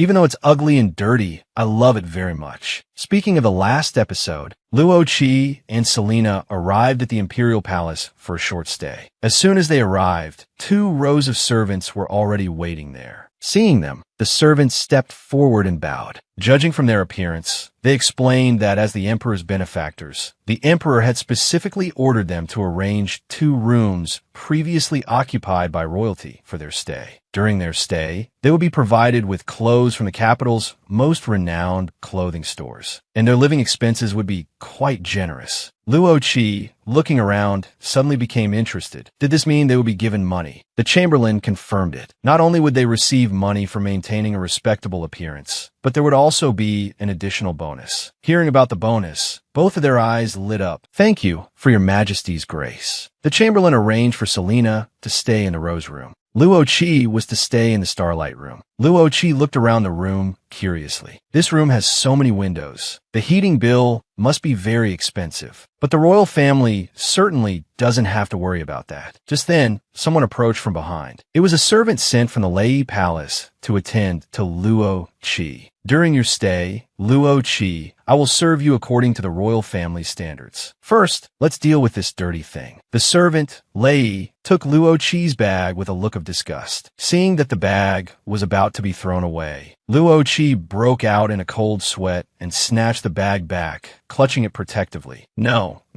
this is all very important. The soul fragments are still inside. Lei was startled by the sudden movement. Is there something important in this bag? Luo Qi hugged the small bag tightly. Yes, it's very important, but she hadn't brought any other bags. Lei expressed understanding and immediately arranged for a young maid to bring a pile of exquisite bags for Luo Qi to choose from. Luo Qi looked at the bags with longing. Finally, she chose a floral bag. Lei looked at Luo Qi's unfashionable attire and sighed inwardly. His Highness the Crown Prince has returned. Many people will be watching your attire as a member of the royal family. You must pay extra attention to what you wear. Luo Qi felt embarrassed. Was she being criticized for dressing too shamefully? Soon, after being attended to by the maids, Luo Qi finally looked like a proper noble lady. The young maids looked at the transformed Luo Qi, their faces full of excitement. This is so beautiful. Elf blood is truly different. Purple hair is so mysterious. It goes so well with this silver headband. Such a beautiful lady, and we got to dress her. We love it. Just then, 2 knocks sounded at the door. A young maid walked in, carrying the emperor's reward. Luo Qi looked at the bag, her heart pounding with excitement. This bag must contain the money for living expenses. There should be a lot of money, right? After all, it's from the emperor. He wouldn't just give me a little pocket money, would he? Lei opened the first box and introduced it to Luo Qi. This is a very popular hair ornament among young noble ladies these days. Luo Qi looked at the object, which resembled a tourist souvenir. What is this? It looks like flower petals glued together. I really don't understand why the artisans would go to all that trouble. Outwardly, she still had to pretend to like it. Luo Qi put the flower hairpin on her head with feigned delight. Unexpectedly, with a flick of her hand, the hairpin fell. The young maid stared wide-eyed at the fallen hairpin. The expression on Luo Qi's face turned pale. With a clatter, everyone's faces drained of color. This was a gift from the emperor, and it was broken. What should they do? Waiting online, so anxious. Everyone who's watching, tap the screen to support Luo Qi. Luo Qi felt that things were not looking good. Do you think they will escape this predicament? When Luo Qi transforms into an elf, the entire palace will be captivated. Previously, the emperor's gift shattered into pieces. Luo Qi felt like she was doomed. Fortunately, the petals were undamaged. Luo Qi suddenly had a bold idea. She asked the maids to gather the petals. She undid her newly styled hair. The maids wondered what she was doing. Luo Qi told them to watch carefully. In a short while, a Luo Qi, as beautiful and ethereal as an elf, appeared before everyone. Luo Qi, seeing their awestruck gazes, began to improvise. She told them that this was an elven adornment, a representation of purity in nature. The young maids listened with admiration. As everyone chattered excitedly, Lei came to remind Luo Qi that it was time to leave. He was going to take her on a tour of the palace. Just then, Selena appeared. As expected of the female lead, her aura was truly something else. What was with that radiant glow? The entire palace garden seemed to shimmer. The palace is crowded. Lei said it's the social season. There are many people day and night. Luo Qi stared at the square, full of blonde men, breaking out in a cold sweat. How could she find a crown prince among so many blondes? Suddenly, she overheard some women discussing the crown prince. What was going on? They were saying this banquet was being held to find a crown princess. Shouldn't the empress have already settled the engagement with Reggie by now? The plot had changed again. Was it because she went to Rockingham and missed something? Oh dear, what if the crown prince met both her and Selena? How would the story unfold then? Although she had the soul fragment, there was a scene in the original story. After Luo Qi discovered the truth, she stole it and went to find the crown prince. She believed that as long as she had the sapphire, the crown prince would fall in love with her. But the crown prince was only annoyed. Ultimately defeated and full of regret, Luo Qi returned the soul fragment to Selena. Thinking of this, Luo Qi decided she could only meet the crown prince alone. Having made up her mind, she began to look around shiftily. Selena, seeing Luo Qi acting suspiciously, asked what she was looking for. Luo Qi said she hadn't seen the crown prince yet. She'd heard he was back in the imperial city, so she wanted to see if he was here. Lei was speechless. Hadn't it been in the newspapers numerous times? Why hadn't she seen it? Luo Qi simply said she didn't read the news. Lei coughed twice and said helplessly that there was a portrait of the crown prince in the ballroom on the first floor. It was originally an open hall, but it was currently closed because no one used it. If she wanted to see it, he could take her tomorrow. It seemed that was the only option. After all, the Duke's household couldn't even afford newspapers. The next day arrived. An endless stream of dresses was brought into Luo Qi's room. The young maid said these were all prepared for her. Luo Qi, rubbing her rumbling stomach, asked if this would be over before breakfast. The dress shop owner flicked her fan. You wish. There's no food before the ball.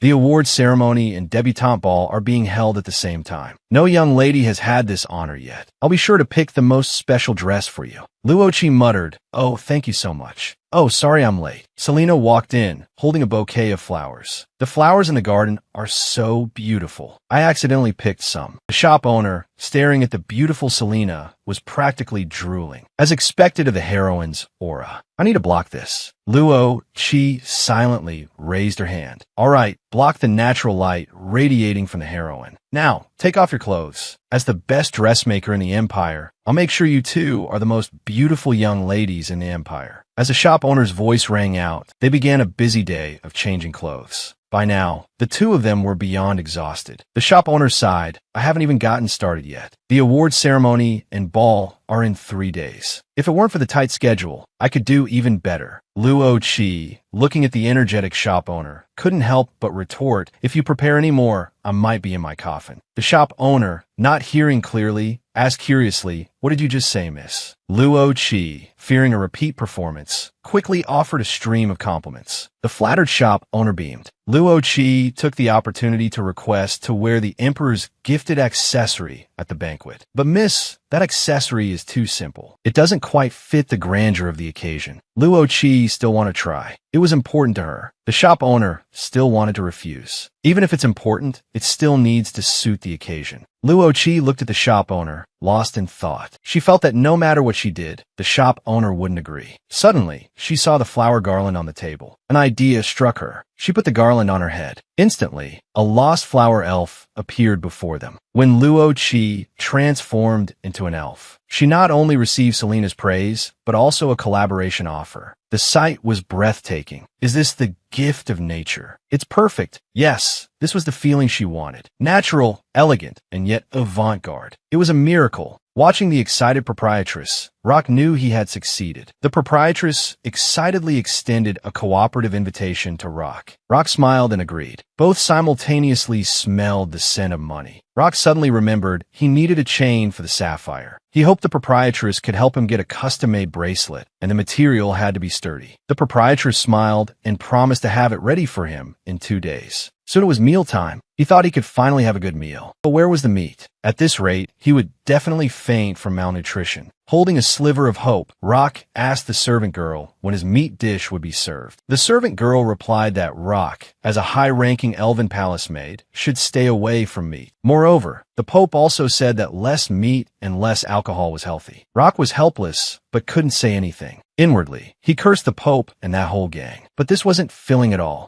After just a few bites, it was gone. Roche's stomach rumbled with hunger, and his steps became heavy. Late, he told Rock that he would send a servant girl to bring him to the palace after breakfast tomorrow and hoped he would be prepared by then. Rock indicated he understood. But before that, he wanted to visit the West Palace to see the Crown Prince's portrait. Lei asked him if he wanted to go now. Rock, thinking he was starving and wanted to sneak out to buy something to eat, immediately replied, "Back to the market." "Then I'll accompany you," Lei said indifferently. Rock was startled and quickly refused, saying it was all right. He would just go and look around and come back. Lei seemed troubled. Letting a guest wander around the palace alone was against etiquette. Just then, Selena, who had come looking for Rock, interrupted him. "If you can't go alone, then come with me. I also want to visit Princess Aira's workshop in the East Palace." Rock was even more helpless. Going with Selena wasn't very convenient either. After thinking for a moment, Rock still wanted to refuse. "We elves prefer to be alone. Let me wander around by myself." Selena, looking at the dazzling Rock, immediately transformed into a little fangirl. She nodded repeatedly, indicating she understood. Soon, Rock donned a cloak and took the spending money the Emperor had given him. Walking on the road towards the open-air cafe, he thought, with this much money, I should be able to eat meat-filled sandwiches until I'm full, right? Why are there so many people here? Cameras, notebooks, reporters. Roche's face instantly turned grim. He turned around, preparing to leave quickly, but the sharp-eyed reporters still spotted him. Everyone began speculating about his identity. It was the first time they had seen someone walking around the palace so freely. This could be an exclusive scoop. They couldn't miss this opportunity. Suddenly, a reporter stopped in front of Rock, blocking his path. Helpless, Rock clutched his small hat, trying to dodge. But the reporters behind him, as if they had smelled the scent of a headline, swarmed towards Rock. "Are you an invited guest? Are you in a hurry to leave the palace? Why are you wearing a cloak?" Questions bombarded Rock. Rock sighed, lifted his skirt, and ran. The reporters behind him immediately sensed something fishy. This had to be big news. They all started chasing after him. While running, Roche's cloak hood fell off, revealing his dazzling long hair. Shouts erupted from the crowd. Lavender hair. It's the Karn of Palace Maid. The legendary Karn of Palace Maid. Rock broke out in a cold sweat. If they caught him here, that his reputation would be ruined. Rock looked around frantically. Where could he go? Where could he go? Suddenly, he saw a door. Without thinking, Rock ran inside. But the reporters didn't give up. They all chased after him. Fortunately, Rock reacted quickly and hid behind a curtain. After a long time, when everyone had left, he emerged from behind the curtain. Rock rubbed his chafed ankle. A sharp pain shot through his foot. Today was too thrilling. He felt like he had aged 10 years. Where's this place? So many portraits. I wonder if they use straws here. This is way too extravagant. Suddenly, he saw a portrait that looked like the Crown Prince. This is His Highness, Crown Prince Nork Asher. He's so handsome, all grown up. But is it really necessary to encrust a portrait with so many gems? How much did this cost? Roche's face was full of envy. He couldn't resist reaching out to touch it. Just one of these, and the Duke's mansion wouldn't have to worry about food or drink ever again. He didn't expect the diamonds to suddenly clatter to the floor. Rock was instantly consumed by fear. They fell off. What do I do? Everyone, tap the screen and help Rock think. What's more embarrassing than ruining someone's portrait and being caught red-handed? When Rock saw the portrait, he felt like the whole world was sparkling. Are all portraits in this world this extravagant? How many diamonds are encrusted in this thing? Just one of these would probably be enough for him to live comfortably for the rest of his life. Rock unconsciously reached out to touch the portrait. However, the moment his hand touched the diamonds, they all clattered to the floor. Rock was instantly consumed by fear. Are the materials really this shoddy? Looking at the ruined portrait,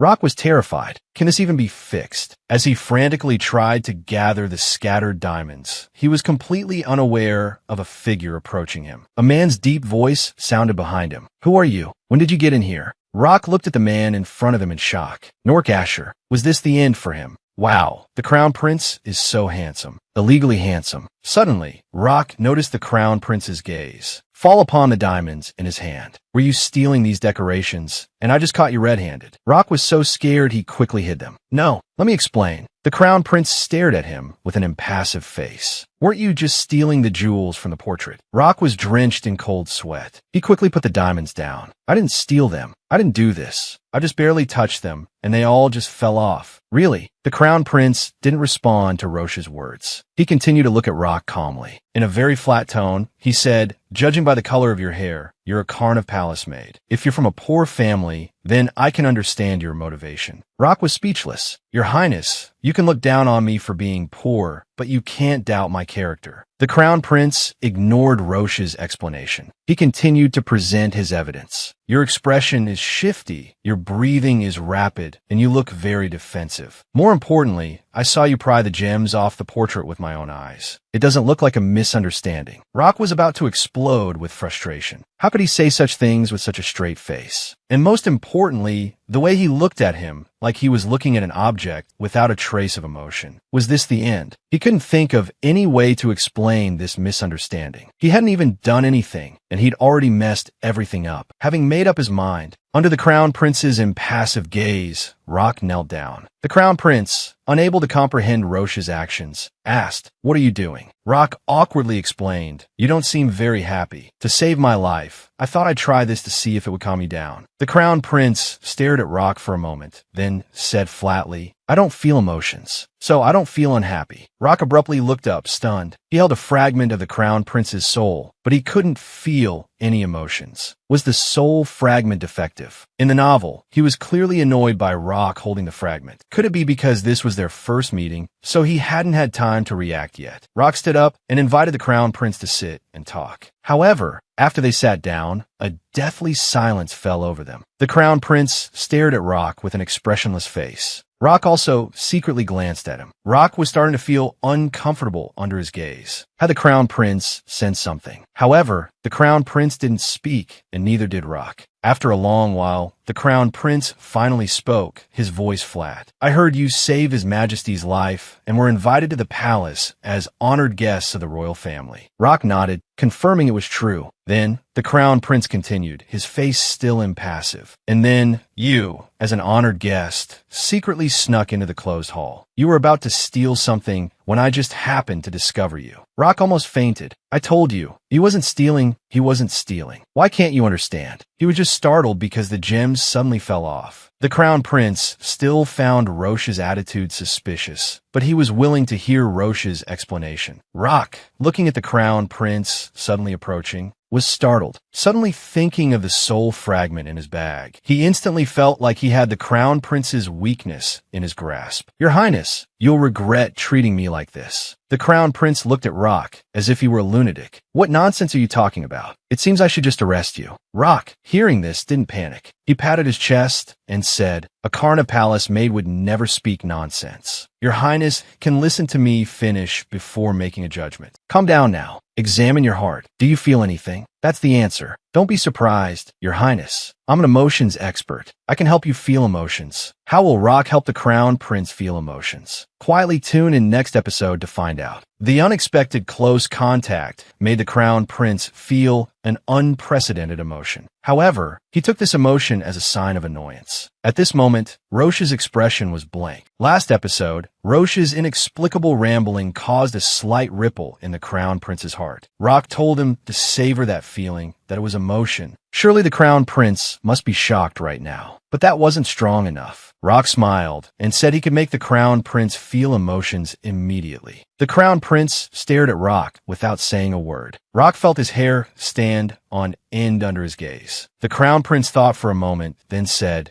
so your inexplicable behavior just now was to make me feel emotions. Seeing him take the bait, Rock quickly promoted himself, yes. Elven blood flows through me. I can help you feel emotions, and I'm the only one in the world who can do it. I'm a one-of-a-kind emotions expert. Unexpectedly, the crown prince actually agreed with him. Rock blushed with excitement. Unexpectedly, the crown prince then said, after all, this is the first time in my life that someone has tried to extort me. And so blatantly, too. Rock exclaimed, no, I didn't. I'm so sincerely trying to do business with you. Can't you feel it? Rock panicked, feeling very wrong. Your Highness, how can you be so distrustful? Even if you don't trust anyone else, you should trust me. Don't you feel something stirring right now? You should be able to feel emotions that are different from usual, right? The crown prince remained indifferent. Rock felt like he was about to tell the truth. This was too difficult. No, he couldn't give up just like this. He had to convince the crown prince before he spoke again and had him arrested. But how could he do that? While Rock was thinking, he suddenly heard the voices of reporters coming from outside the door. These people were really persistent. Rock quickly urged the crown prince to hide with him. The crown prince didn't understand why he needed to hide. Rock quickly explained that the people outside were reporters. If they were discovered, things would become very troublesome. Rock was still anxiously explaining when he accidentally stepped on his skirt. He tumbled towards the crown prince. With a thud, the two of them ended up in a close embrace. Both were momentarily stunned. However, this scene was captured perfectly by the reporters who had barged in. This was definitely exclusive news. A Karna Palace maid and the crown prince in a secret meeting. This headline was simply too explosive. How did the two of you meet? What was the opportunity that led to the two of you becoming lovers? What were you two planning to do here? Questions, like a flood, surged towards the pair. Fortunately, the guards appeared in time and pushed the reporters out the door. The two people in the hall fell into a mysterious silence once again. After a while, the guards came to report that the reporters had all left. Although the reporters were barred from entering, they certainly wouldn't give up. The guard suggested that the crown prince should change locations. The intimate actions of the two had already been recorded. The crown prince unconsciously reached up and touched his lips where they had just been touched. He lightly touched his forehead. Just then, the two heard a rumbling sound. The sound came from Rock. Rock was a little embarrassed. Turning away from the Crown Prince, he said, "I haven't eaten anything today. There are reporters everywhere. If word gets out that the palace maid who just saved His Majesty fainted from hunger, wouldn't that look bad?" The guard's lips twitched, wanting to say something but feeling awkward. The Crown Prince glanced at the anxious Rock and ordered his subordinates to prepare a meal. A table full of food was quickly set. Rock held a lamb leg, happily munching away. This place is a culinary paradise. This is pure bliss. The Crown Prince stared at the delighted Rock and suddenly felt a flicker of appetite. He picked up a slice of bread and dipped it in butter. Under the servant girl's surprised gaze, he took a bite. Rock peeked at the Crown Prince's expression. How strange. Such delicious bread. Yet he eats it as if he has no appetite. Could it be that not feeling emotions also affects taste? Rock watched the Crown Prince eating bread with an impassive face. "Do you have a sense of taste?" The Crown Prince looked bewildered. Rock continued, can you try eating with the feeling you had just now? When we were close just now, didn't you feel something? A racing heart, your body getting warm, your face flushing. The Crown Prince thought carefully. It seems so.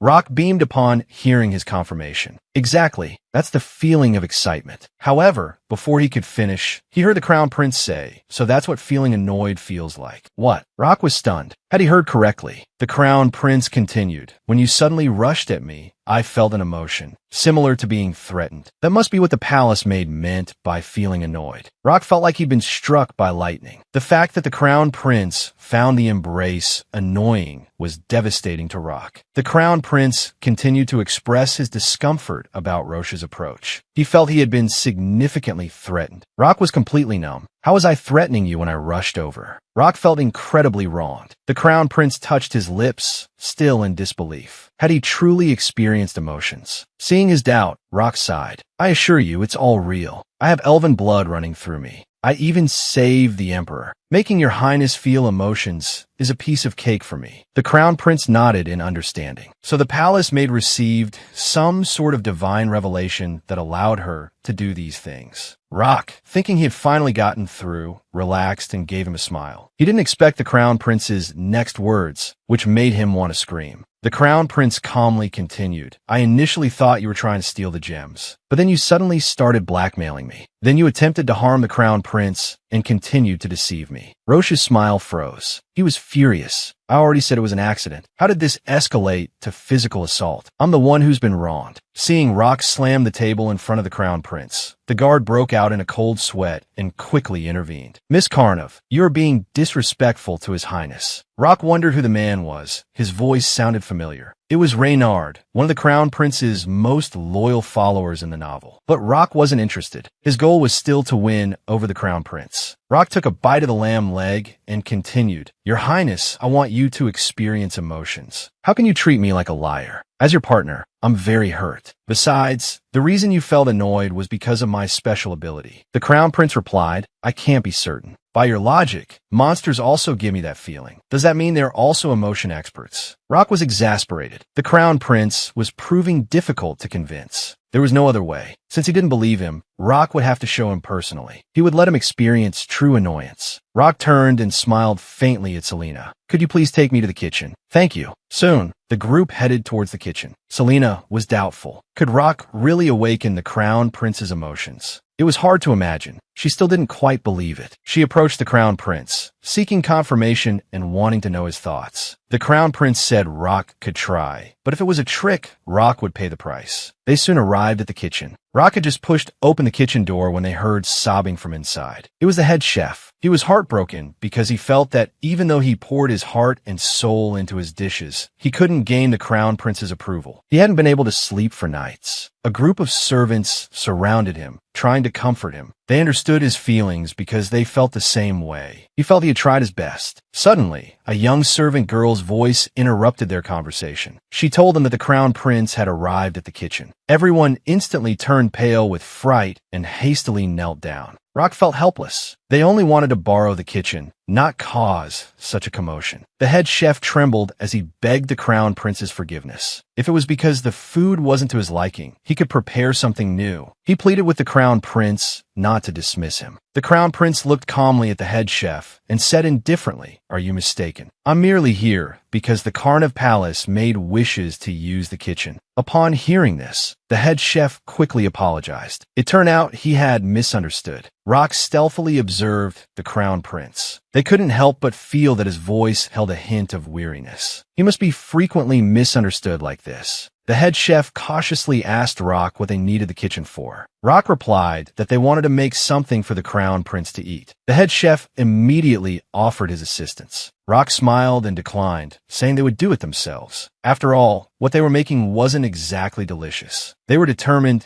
to let Nork experience true displeasure. The crown prince was curious about what Rock was going to make. Rock asked Nork if he had ever eaten anything strange. The crown prince replied that he hadn't. The food he ate all tasted the same, although the food in the palace was slightly better. The dishes they had just eaten were considered delicacies. Rock thought that the reason the crown prince didn't have strong opinions about food was because he had never eaten anything unusual. He had always had the finest cuisine. Food was magical. Some dishes could bring happiness and joy. Some could also make people angry. So today, Rock was going to let him experience the different sensations and emotions that food could evoke. They would prove to everyone that what they said was true. Kala Kurosaki Maniganata Yodama. Metasto de Ida Kagastunada Kadasa. I fell in love. 30. My heart curses you. Die you ain't no heart there. Who do? You caught down and rushy with me. Huck a million more. She's up when you come again. She's a girl I'm like when I see you. Check, please. I know a love in time. Who cares me and a horse another? Leaking in the garden, starring in the middle of the god. The sunrise, the message came out of your way. Bring it out, and off I know Donald. I think that, besides me being annoyed to death by others later. How dare you speak your mind, my dear? We must go together. Poverty alleviation without shouldering all your responsibilities, Idoga. So they can ever go to you now. You know. You're not done. That's it. None of them. I can. Can I? Let's get him. I should. Come again, speaking about it. Whatever in the world, it's the Asian. You're the right side. My love. Decided.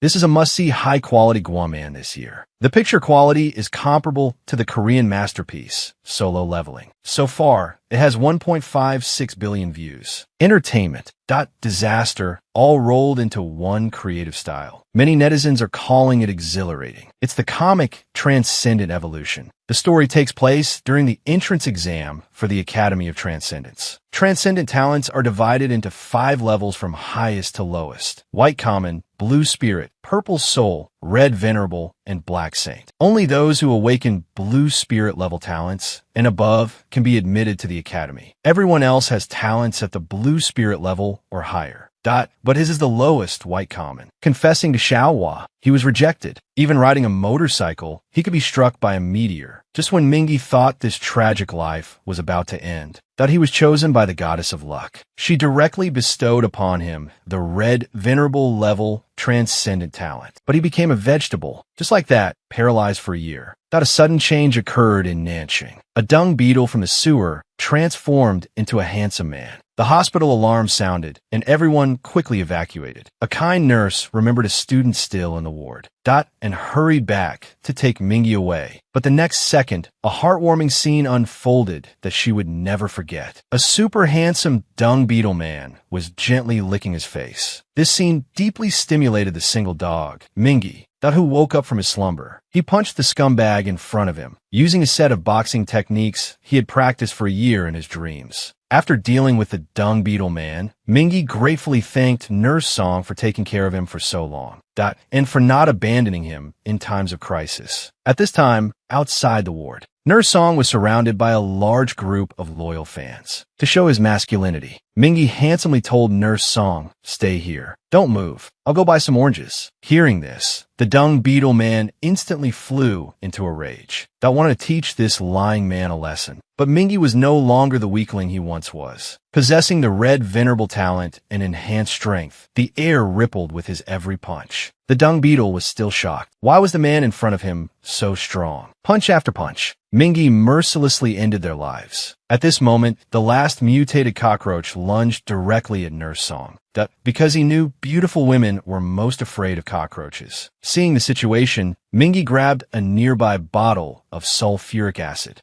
Punched it, shattering the bottle, and gathered the sulfuric acid on his fist, using a sulfuric acid fist. Just as the monster was about to bite Nurse Song, Mingy killed it. After the close call, Nurse Song praised Mingy, "You're so amazing. Is your transcendent talent fists?" But Mingy's previous white common ability was just good luck. Its only use was driving without waiting for red lights. Mocked by his classmates, Mingy was told to find a class and sit down. But now, Mingy's strength was comparable to a Heart Ashes level transcendent. At this moment, on a bridge outside the hospital, suddenly appearing mutated cockroaches blocked the last group of escaping medical staff. This incredibly handsome McCree possessed a special skill, the transcendent ability of wielding unlimited ammo. Like a savior, he came to rescue the people trapped by the mutated cockroaches. As McCree frantically fired, he easily eliminated the threat. But at this moment, a powerful aura behind him made it hard for him to breathe. A mutated Junkrat, larger than a house, suddenly appeared before him. Junkrat slapped down with one paw.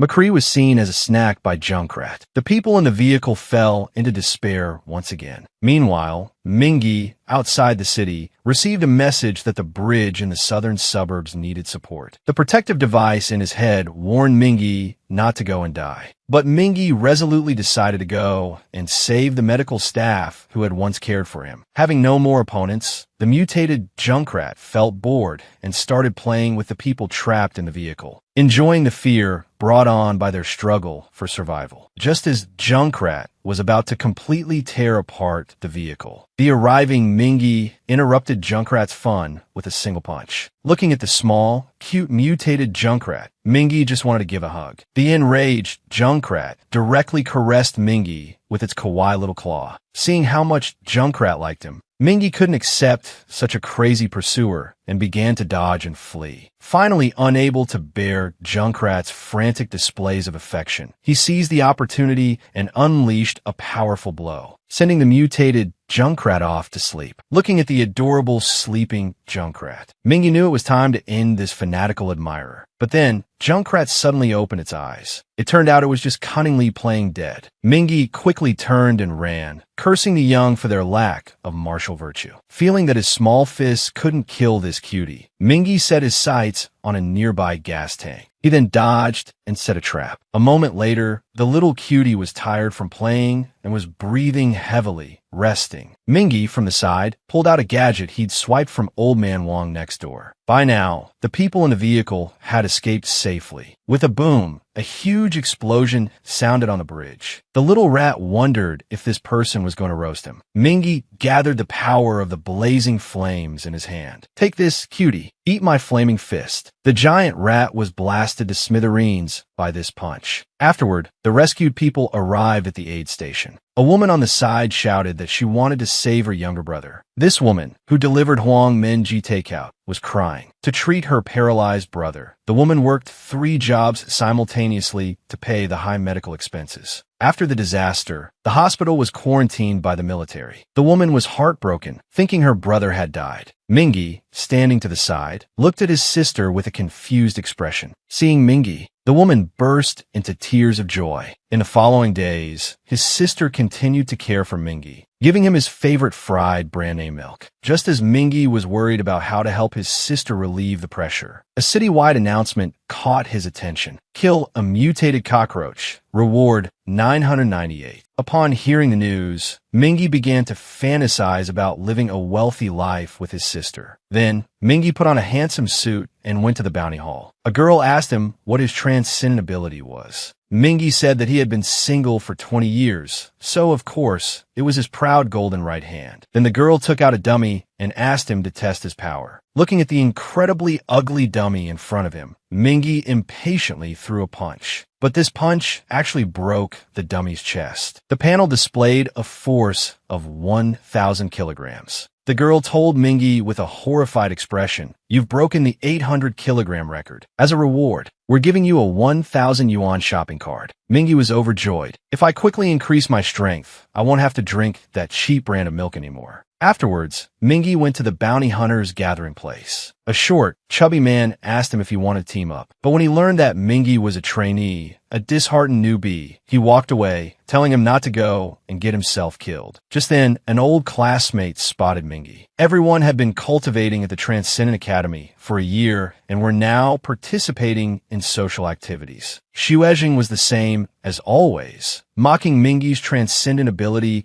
as only being useful for buying another bottle of soda. Only the kind-hearted Lin Yuyu invited Mingy to join their team. Then the group set off for the bounty mission. According to the report, 3 types of mutated creatures had been discovered. They were mutated cockroaches, mutated roaches, and mutated troll rats. On the way, Mingy inquired about the whereabouts of Lu Qian, the school beauty he had been thinking about. But unbeknownst to them, danger was quietly approaching. This man, due to being too unlucky, was favored by the goddess of luck and evolved directly into One Punch Man. Having awakened the long-range attack, sulfuric acid fist, and the immensely powerful Flaming Fist, Mingy wanted to use these incredible abilities to earn some money. The team set off for the bounty mission location. At that moment, a giant figure attacked from behind. The two quickly dodged a punch that fell from the sky. Looking back, they saw a giant monster composed of countless mutated roaches. Mingy quickly told the others to run for their lives. As luck would have it, Lin Yuyu tripped and fell. In a moment of desperation, Mingy punched a nearby fire hydrant, transforming into the water baby from Calabash Brothers and unleashing a torrent fist. Taking advantage of the moment the roaches were scattered, the two continued to run. Mingy, having saved the girl, looked incredibly handsome and gained another admirer. After regrouping, the others feigned concern for Lin Yuyu. After Mingy bandaged her wounds, he began to inspect the surrounding environment alone. He found an anomaly report in Ecological Zone 9. It stated that an insect in Zone 9. It turned out this insect had disappeared 6 months ago.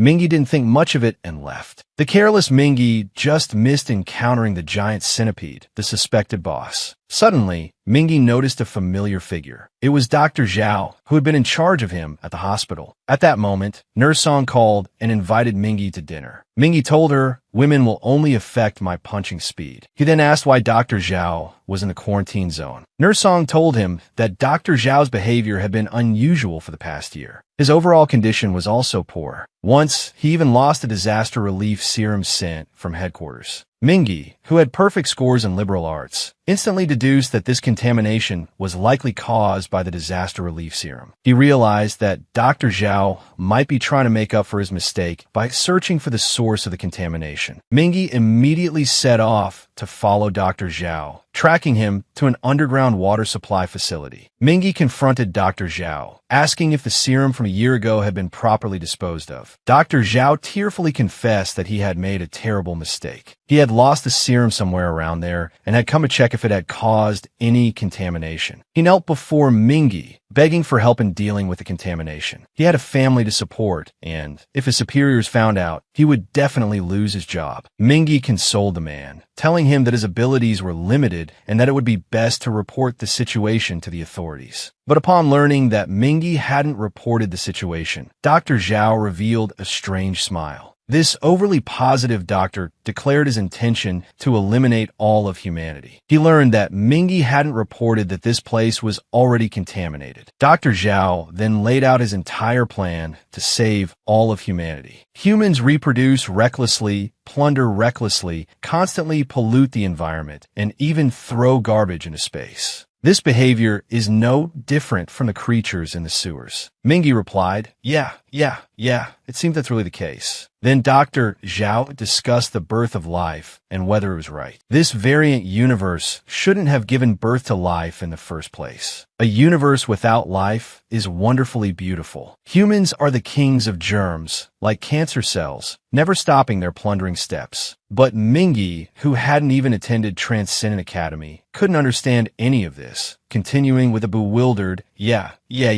Dr. Zhao became more and more excited, grabbing this gifted student. The knowledge you learned from childhood about calamity demons and calamity stars, that's actually the universe's immune system. But Mingy disagreed. Do you know how hard I work every day fighting monsters? It's your fault for leaking the source of the contamination. Dr. Zhao pushed his shiny glasses up. I'm a doctor. When people are sick, I treat them. When a universe is sick, I am the universe's doctor. Dr. Zhao had completely lost it. He told Mingy directly that he created the mutagen, and his plan was to use this water supply station to transport the contaminant to the entire city of Nanyang. The tap water would flow into the entire city's underground system. Then all the rats, cockroaches, and insects in the city would mutate. Hearing Dr. Zhao's vicious plan, Mingy told him, "It's all right, you take your time, I'll be going now." Dr. Zhao was shocked. He hurriedly tried to persuade Mingy to stop his evil plan. "Don't you want to be a savior?" Mingy waved and left. "The city is too complicated. I'm going back to the countryside." Seeing that the kid was sensible, Dr. Zhao prepared to continue his plan. "He's stealing my serum.